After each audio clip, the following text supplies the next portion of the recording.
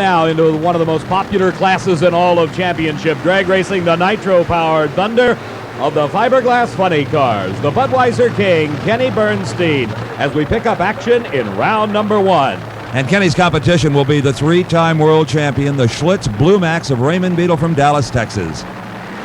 The burnouts are maybe even more important for the funny cars. They've got to have traction. The engines are in front of the driver, further out on the chassis. They don't have quite the weight over the rear wheels. What a season it has been for Kenny Bernstein. He had a horrible start, then comes back to win the U.S. Nationals, the Big Bud Shootout, and $80,000 in one weekend. Raymond Beadle with the escape hatch up to let some cool air in and the smoke out. The burnouts, a lot of people think, are just a waste of rubber, but they are not. The tires are actually designed to work when their temperatures are very hot, and the only way you can get them hot is to start them spinning and actually burn the rubber off of them, and here they go. Kenny Bernstein was away first, but Bernstein suddenly having problems. Raymond Beadle at half track takes the advantage and wins it. Raymond Beadle in the Blue Max at 5.90, 243 miles an hour. Raymond Beadle goes into round number 2. Beadle was the 4th qualifier at 5.88, so it doesn't quite match that time, but has got some reasonable consistency going for him anyway. Here's a man from the West Coast that has no major sponsorship other than his own. He races for the fun of it, and he is certainly one of the strongest racers going. That's Little John Lombardo. His competition is a known quantity. The Team Strange entry of Farconis Coil and Minnick. They call it the Rislone Chi-Town Hustler, with Frank Hawley, the Winston World Champion, at the wheel.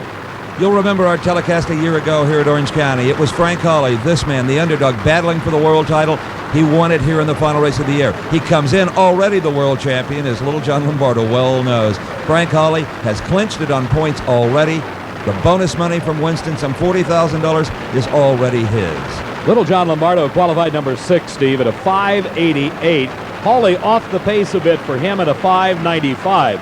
So Little John's got the performance edge going into this first round. Can he use his considerable driving skills to get him a win? We'll see. Frank Hawley, early in the season, amassed those points on consistency. Everybody's running quicker now. It is Lombardo up in smoke. Hawley has problems. Hawley off the throttle and does not get back on the gas. For some unknown reason, Frank Hawley lifted a bit as he got close to the center line. Had he got back on the throttle, he probably could have driven around Little John Lombardo, but he did not. Lombardo wins it at a very slow 7 flat, but it doesn't matter. Lombardo goes into round 2, and the newly crowned world champion is on the trailer. The Canadian Frank Hawley is done for the day. This racer, John Force, out of Southern California, has a multitude of sponsors. Der Wiener Schnitzel, Stop and Go Market, Mountain Dew, Jolly Rancher Candies. But John Force has become a force to be reckoned with. He is certainly one of the most competitive racers on the national event circuit today. His competition is Joe Pisano with Tripp Shumake at the wheel, a former Southern Nationals champion. Shumake and Pisano teaming up for the '83 season. In fact, it was Tripp Shumake who won the event title here 1 year ago, driving the Team B car of Billy Meyer. That is Larry Frazier, who has made the difference, John Force will tell you, in his effort. Frazier has wrenched this car to over 250 miles an hour this season.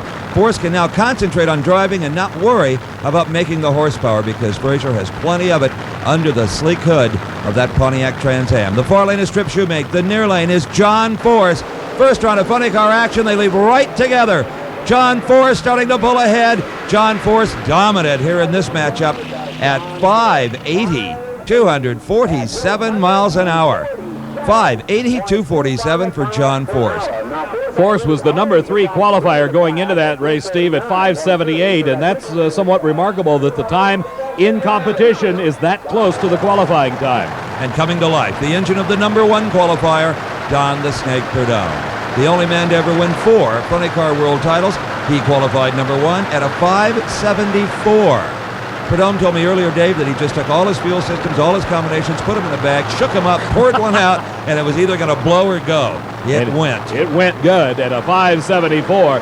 But now the question is his longtime nemesis, and if you've been following the sport of drag racing for the past 2 decades, the name of the man in the far lane, Tom the Mongoose McEwen, brings back memories of all sorts of race cars. He is one of the more versatile drivers ever to grace a quarter-mile racetrack, and this matchup of the Snake versus the Mongoose goes back a good 20 years. You bet it does. In fact, 18 years ago, Tom the Mongoose McEwen won the first race ever held here at Orange County International Raceway, and there's a good chance that this will be the last race ever held here, as the property has been deemed useful for commercial and industrial purposes.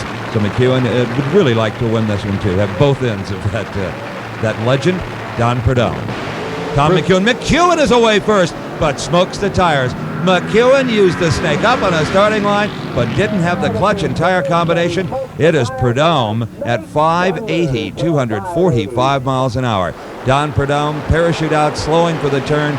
He goes into round number 2. Well, I'll tell you, it's going to make for a great second round with the performances of these cars here in round 1 with a 580 by Force and a 580 by Prudhomme.